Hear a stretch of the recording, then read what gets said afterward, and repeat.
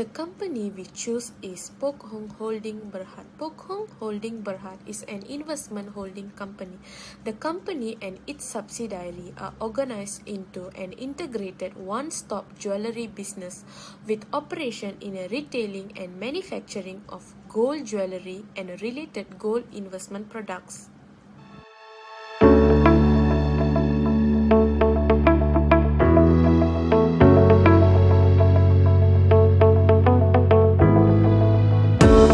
Good day everyone, my name is Tashni Batmanathan and my metric number is 278218. Today I would like to present about operating cycle. An operating cycle refers to the time it takes a company to buy goods, sell them and receive cash from the sales of goods.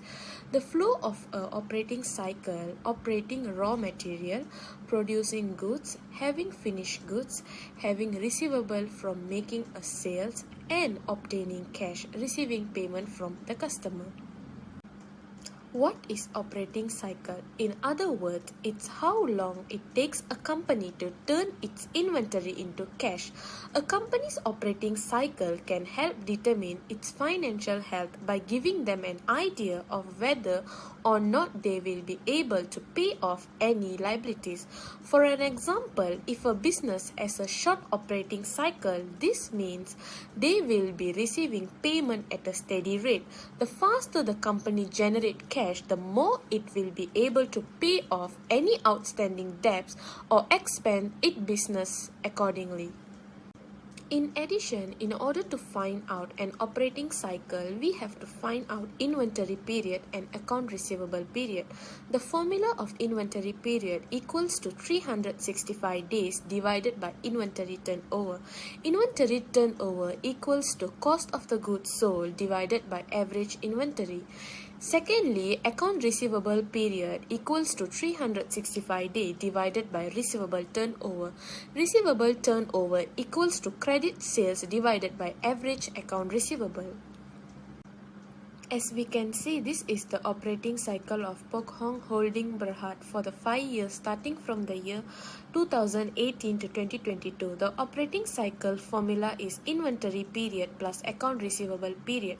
For the year 2018, the operating cycle is 251.44 days, 2019 263.76 days, for 2020 373.60 days, for 2021 279.54 days, for 2022 207.19 days. The trend is from the year 2018 to 2020 increased and decreased in the year 2021 and 2022. The longest period takes by the company to turn its inventory into cash is in the year 2020, while the shortest period was in the year 2022. That's all from me, and thank you for listening.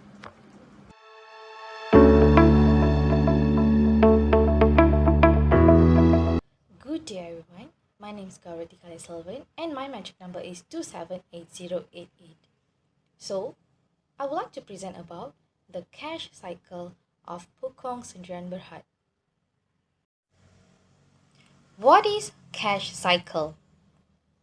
Basically, the cash cycle is a metric that expresses the time, which is measured in days, that takes for a company to convert its investment in inventory and other resources into cash flows from sales, also called a net operating cycle or simplified cash cycle. It also a time to measure how long each net put is tied up to the production and sales process before it gets converted into cash received. The cash cycle is a metric that expresses the length of time, which is in days, that takes for a company to convert its investment in inventory and other resources into cash flows from sales.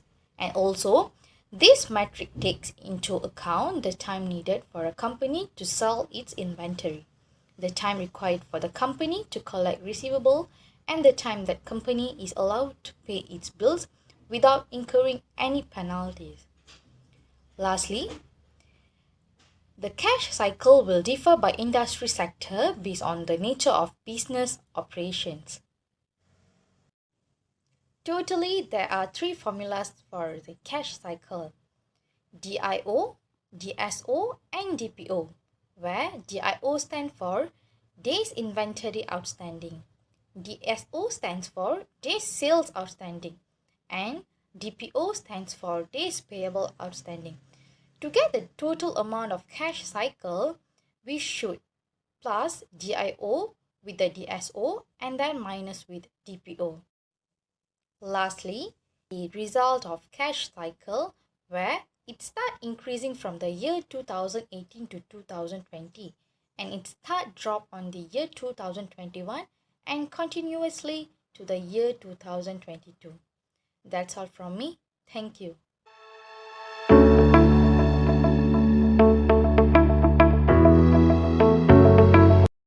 Comparison of operating cycle for Pohkong from 2018 to 2022. From graph 1, the trend for Pohkong Holding Berhad operating cycle is changing for 5 years from 2018 to 2022. From 2018 to 2020, the operating cycle keep increasing and was decreasing from 2020 to 2022. The longest operating cycle for Pohkong was in 2021 with 298 days, and the shortest operating cycle for Pohkong is 208 days in 2022. This result indicate that the company is not managing its operating cycle efficiently from 2018 to 2020. Pohkong did not manage to turn its inventory into cash in short period of time. It can cause them to not have enough cash to pay back their liabilities. However, Pohkong has better operating cycle from 2020 to 2022. Comparison of cash cycle for Pohkong Holding Berhad from 2018 to 2022. From the graph 2, the trend for Pohkong Holding Berhad cash cycle is changing for 5 years from 2018 to 2022. From 2018 to 2020, the cash cycle keep increasing and was decreasing from 2020 to 2022. The longest cash cycle for Pohkong was in 2020 with 371 days, and the shortest cash cycle for Pohkong was 207 days in 2022. This result indicate that the company is not managing their cash cycle efficiently from 2018 to 2020. Pohkong did not manage their cash flow productively. It can cause them to not have enough cash to pay back their liabilities. However, it become better from 2020 to 2022.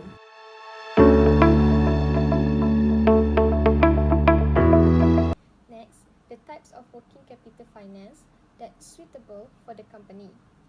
For Pohkong Company, the types of working capital finance that's suitable for this company is distributor supplier financing, or DSF, which is the working capital finance from Maybank. Distributor supplier financing provides the company with perks such as interest or profit due on the amount spent and flexibility with a standby supply of money whenever they need. Therefore, it will help the company in terms of operation funding and investment. It is very suitable for the company because they use 50% of the world's gold consumption for making the jewelry and 40% is using for the investment. Other than that, overdraft is a facility in this working capital finance. Overdrafts are the great strategies to obtain working capital on short notice. Therefore, this will help Pohkong Company in the future, such as emergency needed. So, Pohkong Company do not have to worry about the supply of money because this working capital finance, which is DSF, is flexible with supply of money.